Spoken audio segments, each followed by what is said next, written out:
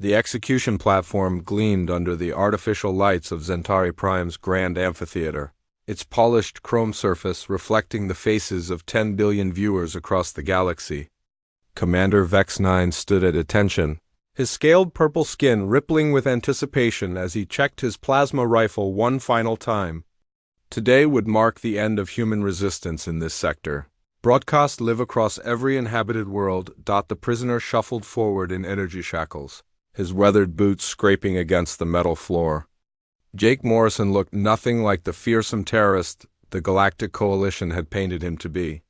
Just an old human in dusty clothes with a hat pulled low over his eyes and a piece of grass hanging from his lip.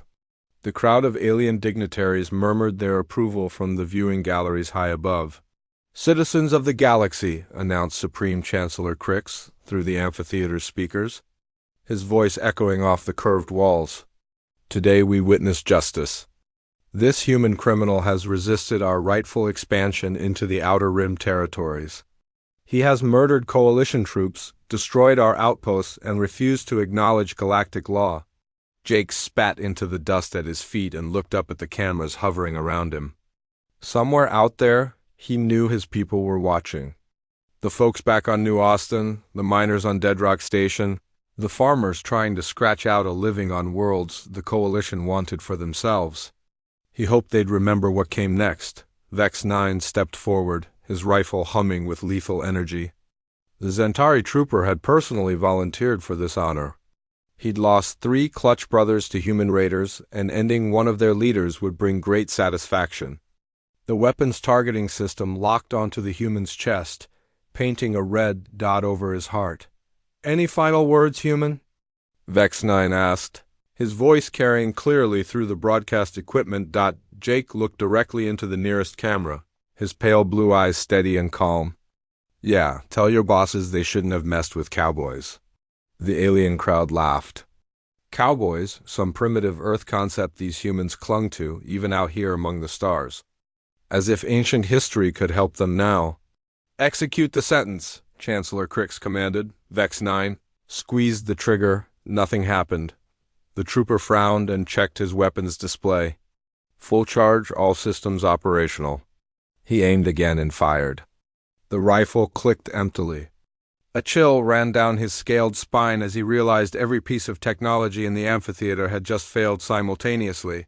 The lights went out first, plunging the massive structure into darkness. Emergency power kicked in a moment later, bathing everything in red light. Then the gravity generators started fluctuating, causing several alien dignitaries to float helplessly near the ceiling. The broadcast cameras spun wildly, their automated systems glitching. "What's happening?" Crix demanded through the failing communication system. Jake's energy shackles had deactivated along with everything else. He rubbed his wrists and picked up his hat, which had fallen during the gravity fluctuation. "About 8 minutes until things get really interesting," he said calmly. Security forces rushed toward the platform, but their equipment wasn't working either.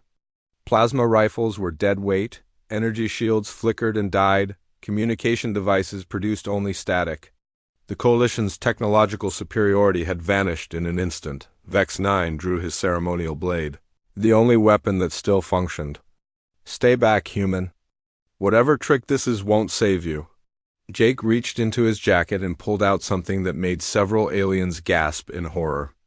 A primitive kinetic weapon, what humans called a revolver. The metal gleamed dully in the emergency lighting, its mechanism purely mechanical, unaffected by whatever had disabled their technology.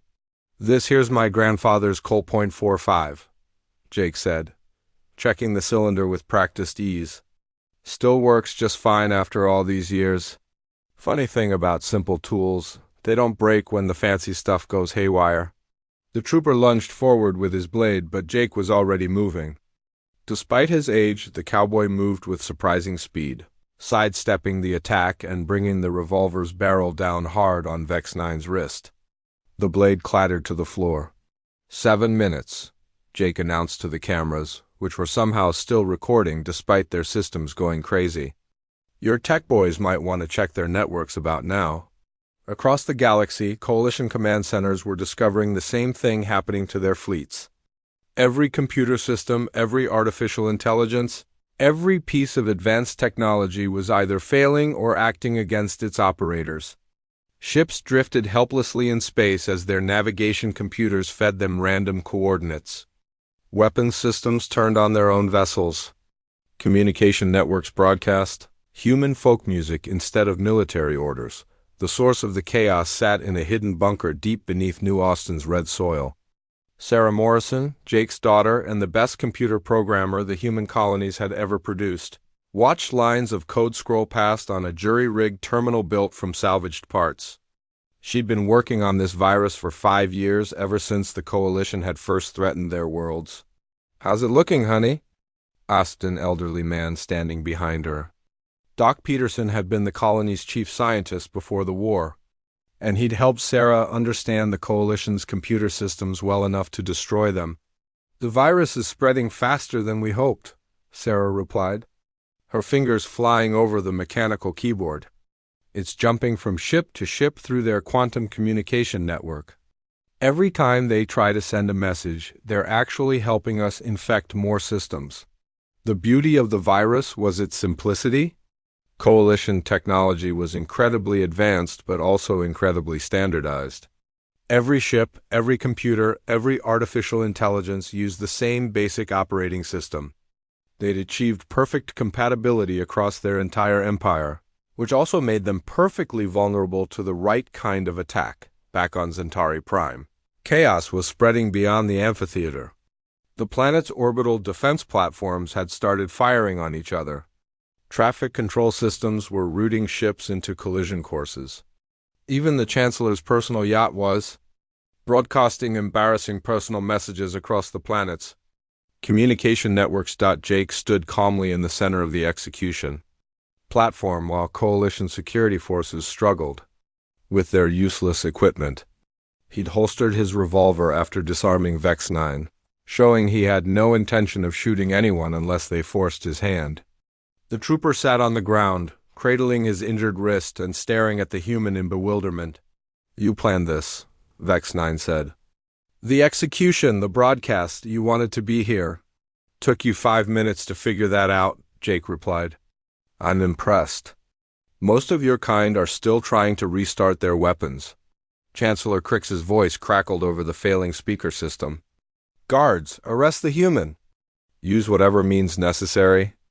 The security forces drew their backup weapons, metal clubs, and shock batons that still functioned. But as they advanced on Jake, something unexpected happened. The human prisoners being held in the amphitheater's lower levels were being released as the automated lock systems failed. They weren't alone. Word was spreading through the galaxy's communication networks about what was happening on Centauri Prime, on every Coalition world. Human resistance cells were emerging from hiding, taking advantage of the technological chaos to strike back. The broadcast of Jake's execution had been meant to demoralize human resistance, but instead it had become a signal for coordinated rebellion. Jake smiled as he heard the sounds of fighting echoing through the amphitheater's corridors. 4 minutes left," he announced. "That's when things get really fun." The Coalition had made a critical error in their understanding of humans. They saw the cowboys, farmers, and miners of the Outer Rim as primitive throwbacks, clinging to obsolete ways of life. What they failed to understand was that these humans had chosen simplicity over complexity, reliability over sophistication. When the advanced technology failed, they were the ones who knew how to survive without it. More importantly, they underestimated human stubbornness. The Coalition offered prosperity in exchange for submission, assuming any rational species would accept their terms. But humans weren't always rational, and they had a disturbing tendency to fight. Impossible odds just to prove they could. Vex-9 watched as his fellow troopers struggled with their powerless equipment while the human stood calmly in the middle of it all. "What happens in 4 minutes?" he asked. Jake checked an old-fashioned pocket watch, its mechanical movement unaffected by the electronic chaos around them. "That's when the cavalry arrives." The trooper looked confused. "Cavalry?" "Another old Earth tradition," Jake explained. "When things look darkest, help shows up at the last minute. Through the amphitheater's transparent ceiling, Vex 9 could see strange lights appearing in Centauri Prime's sky. They weren't the sleek coalition ships he was used to, but rather crude-looking vessels that seemed to be held together with metal plates and determination. Human ships. Their simple mechanical systems immune to the virus that had crippled the coalition fleet, the ships dropped through the atmosphere with none of the graceful precision of coalition technology. They relied on basic chemical rockets and mechanical guidance systems, but they worked. As the first ship touched down in the amphitheater, the rescue ship's engines roared to life as Jake climbed aboard. But the chaos in the amphitheater was nothing compared to what was erupting across the galaxy. On Coalition Command Ship Eternal Dominance, Admiral Kes 7 watched his tactical displays flicker and die one by one. His fleet of 300 vessels hung helpless in space above Centauri Prime, their weapon systems either completely offline or firing randomly at empty space. "Status report," the Admiral demanded, his forearms gesturing frantically at his officers. "All systems compromised." "Sir," reported his communications officer, a nervous Andromedan whose tentacles were writhing with anxiety, "the virus has infected every ship in the fleet.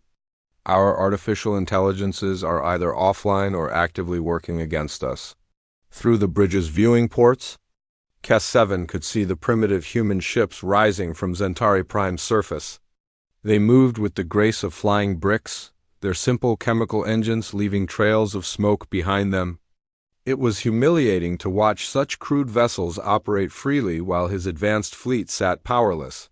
"How is this possible?" Kes 7 muttered.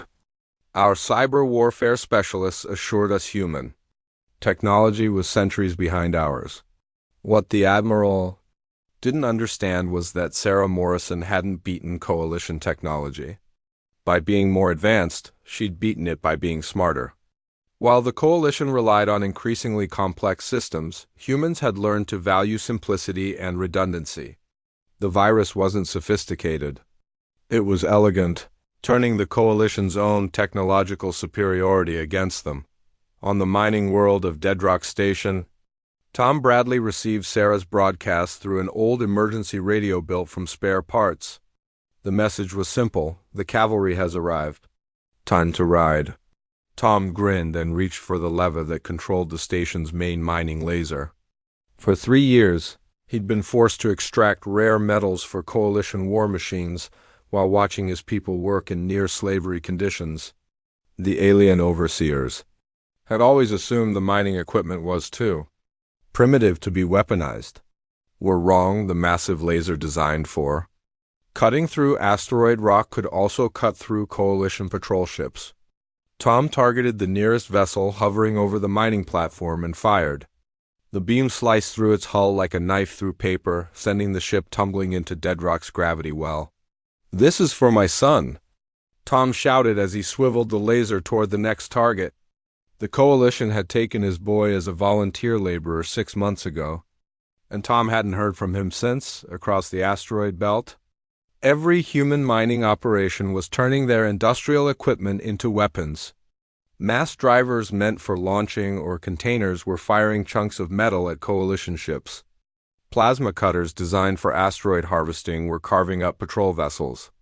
Even simple construction mechs were grabbing enemy fighters and crushing them like tin cans.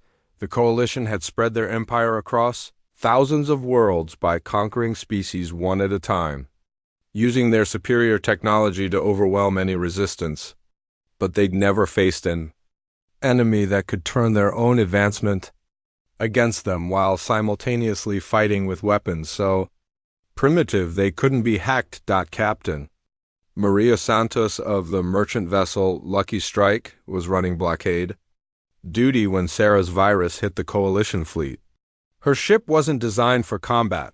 It was a converted cargo hauler held together with spare parts and determination. But when the coalition destroyers that had been hunting her suddenly went dead in space, Maria saw an opportunity. "Elena, fire up the mining charges," she called to her engineer. "Captain, those are for asteroid work," Elena protested. "They're not proper weapons." "Neither are we," Maria replied with a fierce smile. "But sometimes you work with what you have." The Lucky Strike approached the nearest disabled destroyer, its crew probably working frantically to restore power to their systems. Maria guided her ship to the destroyer's weakest point and activated the magnetic clamps, meant for securing cargo containers. With her ship now attached to the enemy vessel, she gave Elena the signal. The mining charges exploded along the destroyer's hull, tearing through armor plating that was designed to resist energy weapons but not crude chemical explosives. The Coalition ship broke apart in a shower of sparks and debris. "One down," Maria announced to her crew. "Let's find another one." The same scene was playing out throughout human space. Merchant captains were ramming Coalition vessels with cargo ships. Farmers were using crop dusters to drop homemade explosives on enemy installations. Even children were contributing, using their knowledge of local terrain to guide resistance fighters through Coalition patrol zones. But the real genius of the human response wasn't in any single action, it was in the coordination. While Coalition forces struggled with their failing communication systems, humans were using everything from smoke signals to amateur radio networks to stay in touch. They'd learned not to depend on any single method of communication, which meant they could adapt when their enemies couldn't on New Austin. Sarah Morrison watched the tactical display she'd cobbled together from salvaged Coalition equipment. Red dots representing enemy forces were winking out across the galaxy as human resistance cells struck back. But she knew this advantage wouldn't last forever. "The Coalition A's are already adapting to the virus," she told her father over the radio. "I'm seeing new defensive protocols coming online. We've got maybe 6 hours before they start fighting back effectively." Jake's voice crackled through the speaker from his rescue ship. "Then we better make those 6 hours count. Doc, you ready with Phase 2? Dr. Peterson looked up from his own jury-rigged console, where he was monitoring Coalition communication channels. "Ready as we'll ever be. But Jake, once we do this, there's no going back. The Coalition will know exactly what we're capable of." "Good," Jake replied. "Let them know. Maybe they'll think twice before messing with cowboys again." Phase 2 was even more audacious than the virus attack. While Sarah had crippled Coalition technology, Doc Peterson had been preparing to hijack it. His team had identified the quantum communication relays that connected every Coalition world, and they'd found a way to take control of the entire network. "Initiating broadcast override," Doc announced, his fingers dancing over controls that shouldn't have existed. The equipment was a hybrid of human engineering and captured Coalition technology. Held together with creativity and desperate necessity across the galaxy, every communication device in Coalition space suddenly displayed the same image: Jake Morrison, standing calmly in the amphitheater while alien technology failed around him. But this wasn't just a recording of the execution attempt, it was a live broadcast of what was happening now. "Citizens of the Coalition," Jake's voice echoed through every comm channel in the Empire. "You've been told that humans are primitive terrorists who threaten galactic peace. But look around you. Your own technology is failing while ours keeps working. Your fleets are helpless while our people fight back with tools you consider obsolete. On Coalition worlds." Alien civilians watched in shock as the human they'd been told was a dangerous criminal spoke with calm authority. Behind him, they could see Coalition troops struggling with weapons that wouldn't fire while humans in simple clothes maintained perfect order. "We never wanted this fight," Jake continued. "We just wanted to live free on the worlds we'd made our homes. But you couldn't leave us alone. You had to prove you were superior, that your way was the only way. Well, here's a lesson in humility for you." The broadcast switched to live feeds from across human space. Coalition ships drifting helplessly while human vessels moved freely. Alien overseers fleeing mining stations as human workers took control. Entire worlds throwing off Coalition rule as their technological advantages disappeared. Admiral Kes-7 watched the broadcast on the only screen in his flagship. That was still working, an old-fashioned monitor, one of his engineers had found in storage. The humans weren't just fighting back. They were humiliating the Coalition in front of their own people. "Sir," his communications officer reported, "we're receiving surrender requests from 17 worlds." Their governors are asking for terms. The Admiral's four fists clenched in rage. Impossible. Those systems have full garrison fleets. Had garrison fleets, sir? Most of them are disabled. The few that are still operational are reporting widespread equipment failures and coordinated human uprisings. Kes-7 stared at the tactical display, showing the collapse of coalition control throughout the sector. In less than 2 hours, a handful of primitive humans had accomplished what no enemy in coalition history had managed. They'd turned the Empire's greatest strength into its greatest weakness. "What are your orders, sir?" The communications officer asked nervously. The Admiral looked at the human ships that were now approaching his disabled fleet. They were broadcasting surrender terms, generous terms that offered fair treatment for coalition prisoners and safe passage for any ship that agreed to withdraw from human space. How? Kes-7 whispered. How did they do this to us? On his radio, Jake Morrison's voice provided the answer. You spent so much time making your technology complicated that you forgot how to make it reliable. You built an empire on fancy gadgets instead of solid principles.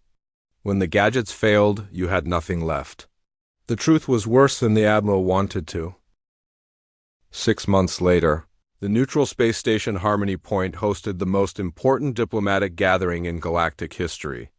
Representatives from every major species sat around a circular table that had been specially constructed for the occasion, with translation devices that relied on simple mechanical principles rather than the advanced AI systems everyone had learned to distrust. Jake Morrison sat at the table wearing his best shirt and the same weathered hat he'd worn during the execution broadcast. To his left sat Admiral Kes-7, his forearms folded in what humans had learned was a gesture of resigned acceptance among his people. To Jake's right, Supreme Chancellor Crix fidgeted nervously with a water glass, his confidence shattered along with his empire. The terms are simple, Jake said, his voice carrying clearly through the station's acoustic design. Human worlds govern themselves. No coalition troops, no coalition taxes, no coalition interference. In exchange, we'll share our defensive technologies with any species that wants to maintain their independence. The offer was more generous than anyone had expected, but it came with an implicit threat that everyone understood. The coalition's technological advantage was gone, replaced by human innovations that prioritized reliability over sophistication. The galaxy had seen what happened when advanced systems failed, and few were willing to risk depending solely on vulnerable technology again. Your defensive technologies, Chancellor Crix said carefully, are they the reason our systems failed so completely? Sarah Morrison, now wearing the title of Director of Human Technological Security, activated a small device that projected a holographic display. The virus was just the beginning. We've developed countermeasures for every type of advanced technology the Coalition uses. Energy weapons, AI systems, quantum communications, we can disable all of it. What she didn't mention was how they'd done it. The secret lay in understanding that complexity created vulnerability. Every advanced system had thousands of potential failure points, and humans had learned to target them with surgical precision. It wasn't about matching Coalition technology. It was about making that technology work against itself. Dr. Peterson stood up from his place at the table, carrying a device that looked like it had been assembled in someone's garage. This is a quantum resonance disruptor, he announced. It can shut down any artificial intelligence within a 50-light-year radius. We built it using salvaged parts and principles that any species with basic engineering knowledge can understand. The alien representatives leaned forward nervously. The device looked primitive, but they'd all seen the reports from the war. Coalition AIs hadn't just malfunctioned. They'd actively helped human forces, providing targeting data and tactical information to their own enemies. How? Asked Ambassador Vel-3 of the Andromedan Confederation. Her tentacles writhed with scientific curiosity despite her diplomatic caution. Simple feedback loops, Dr. Peterson explained. AI systems learn by processing information. If you feed them the right kind of contradictory data, they get caught in logical paradoxes and shut down to prevent damage to their core programming. It's like asking someone to calculate the largest possible number. The harder they try, the more confused they get. Jake smiled at the bemused expressions around the table. The point is, we're not trying to conquer anyone or build an empire. We just want to make sure nobody can use advanced technology to bully their neighbors. These countermeasures will be freely available to any world that wants them. The offer represented a fundamental shift in galactic politics. For centuries, technological advancement had determined military superiority. Species with better weapons and more sophisticated equipment conquered those with simpler tools. But humanity had broken that equation by proving that simplicity could defeat complexity under the right circumstances. Admiral Kess-7 spoke for the first time since the negotiations had begun.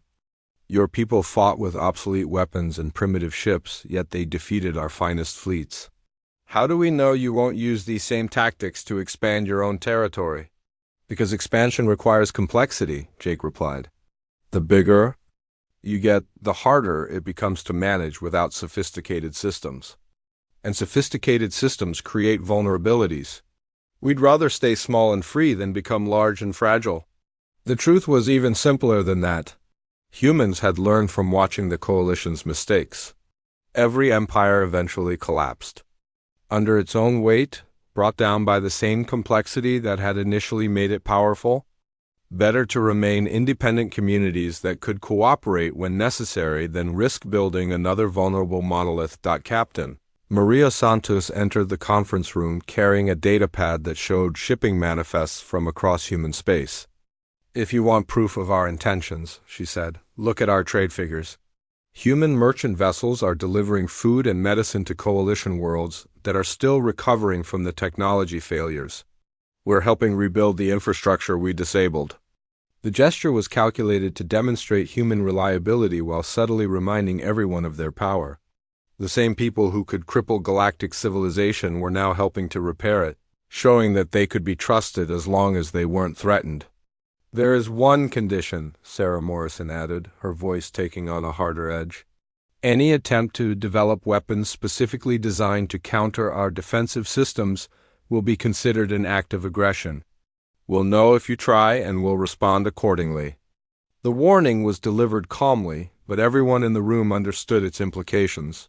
Human intelligence networks had proven surprisingly effective during the war, with ordinary farmers and miners providing information that had helped coordinate the resistance. The Coalition had assumed that primitive people couldn't maintain sophisticated spy networks, but humans had proved them wrong again by using simple, reliable methods. Chancellor Crix cleared his throat nervously. What about reparations?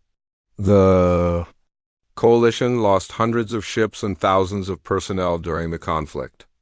You started a war and lost, Jake replied bluntly. The fact that we're not demanding reparations from you should be considered generous. Don't push your luck. The Chancellor's species was known for their aggressive negotiating tactics, but he recognized a superior position when he saw one. The Coalition was in no condition to make demands, and everyone knew it. Tom Bradley, the miner who had turned his industrial laser into a weapon, stood up from his place at the human delegation's table. He was still wearing his work clothes, and his hands showed the calluses of someone who earned his living with physical labor. I want to say something to all of you, Tom announced, his voice carrying the authority of someone who had lost everything and fought to get it back. My son died in one of your labor camps while I was mining metals for your war machines. He was 16 years old. The room fell silent. Everyone had read the reports about Coalition treatment of human prisoners, but hearing about it directly was different. I could hate all of you for that, Tom continued. But hatred doesn't bring back the dead, and it doesn't build a better future. So here's what I'm offering instead. We'll teach your people how to build technology that doesn't depend on vulnerable AI systems. We'll show you how to make tools that work reliably under any conditions. In exchange, you treat all sentient species with the respect they deserve. The offer was unprecedented. Species typically guarded their technological advantages carefully, using them to maintain military and economic superiority.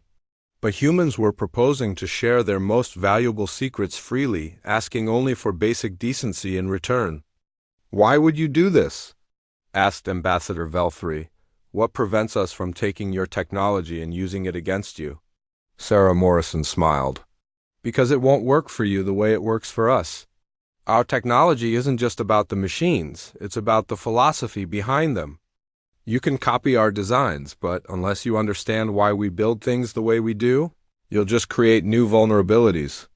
The deeper truth was that human technology reflected human values: independence, reliability, and mutual cooperation. Other species could use human tools, but they couldn't replicate the mindset that made those tools truly effective. Jake stood up and walked to the window that looked out onto the space station's docking bay. Human ships sat next to Coalition vessels and alien merchant craft, their crews working together to repair damage from the war. 6 months ago, you tried to execute me on live broadcast to prove your superiority, he said. Instead, you showed the galaxy that empires built on complexity are fragile things. But weakness can become strength if you learn from it. He turned back to face the assembled representatives. We're offering you a chance to build something better. Not another empire based on conquest, but a community based on mutual respect. You can take it or leave it, but you can't go back to the way things were. The negotiations continued for 3 more days, but the fundamental agreement was already in place. The coalition would withdraw from human space, and humans would share their defensive technologies with anyone who wanted them. More importantly, a new model of galactic civilization would emerge, one based on independent communities working together rather than centralized empires ruling through force. A year later, Jake Morrison stood on the porch of his ranch on